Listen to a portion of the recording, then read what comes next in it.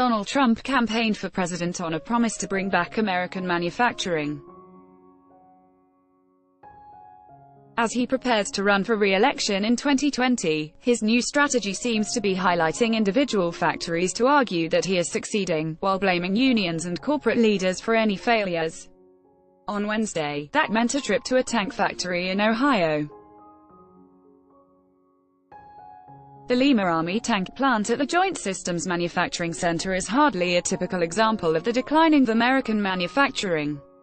Its main problem is that the U.S. military has little need for tanks when fighting guerrillas in the Middle East. But when the plant has teetered on the edge of closure in the past, the federal government has swooped in at the last minute with new contracts, and the Trump administration is no different. Earlier this year, the Pentagon announced a $714 million order to upgrade M1 Abrams tanks at Lima. Speaking in front of about 800 workers, supporters and local officials gathered inside the cavernous plant, Trump took credit for the hundreds of jobs the White House says the contract will create. "You better love me," he said. "I kept this place open." In the same speech, Trump also called for GM to reconsider its decision to lay off 1,500 workers and close a plant in Lordstown that made the now discontinued Chevrolet Cruze. Repeating arguments he made on Twitter over the weekend, Trump blamed union leaders for the plant closure while also criticizing management. "What's going on with General Motors?" Trump said.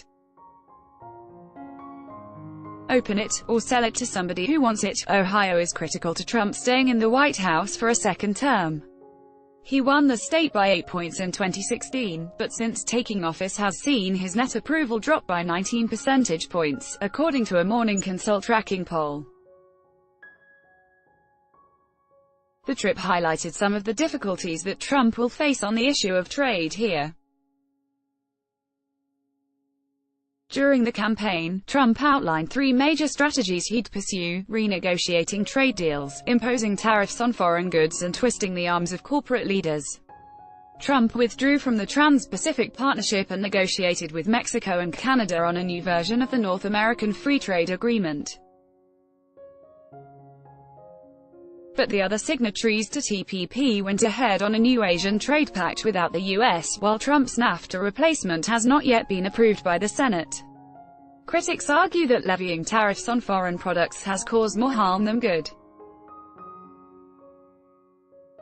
GM said the tariffs he announced on steel and aluminum a year ago have cost the company about $1 billion in profits, and cited them along with changing consumer tastes when it announced the Lordstown closure. And Trump's repeated criticism of GM appears to have had little effect, as the power of his Twitter bully pulpit on individual corporations appears to have waned since his first days in office. The company's most recent statement didn't mention his demands. Still, some Ohio Republicans said the president's personal charisma would carry him far. Every time the president comes into Ohio, he generates excitement. Michael Hartley, a longtime political consultant and the executive director of Swing State Strategies, a public relations firm based in Columbus, Ohio, told Time. Trump's spin through Lima and Canton will get folks jacked up for the 2020 election, Hartley said, adding that Democrats ignore the state, at their peril. Although the trip to the tank plant was official White House business, it bore the trappings of a campaign stop. Trump walked in front of the crowd to Lee Greenwood's "God Bless the USA" and exited to the Rolling Stones' "You Can't Always Get What You Want," two staples of his 2016 campaign soundtrack. He stood in front of a carefully arranged Abrams tank, joking about Michael Dukakis' ill-fated tank ride in the 1988 campaign. He tanked when he got into the tank, Trump said. He took swipes at former President Obama. 4 straight years, the number of U.S. tanks that were budgeted for upgrades was 0, he said.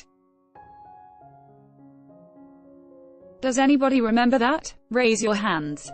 Remember that? 0. That was under your great President Obama. And he unexpectedly veered into a 5-minute riff on his feud with the late Sen. John McCain.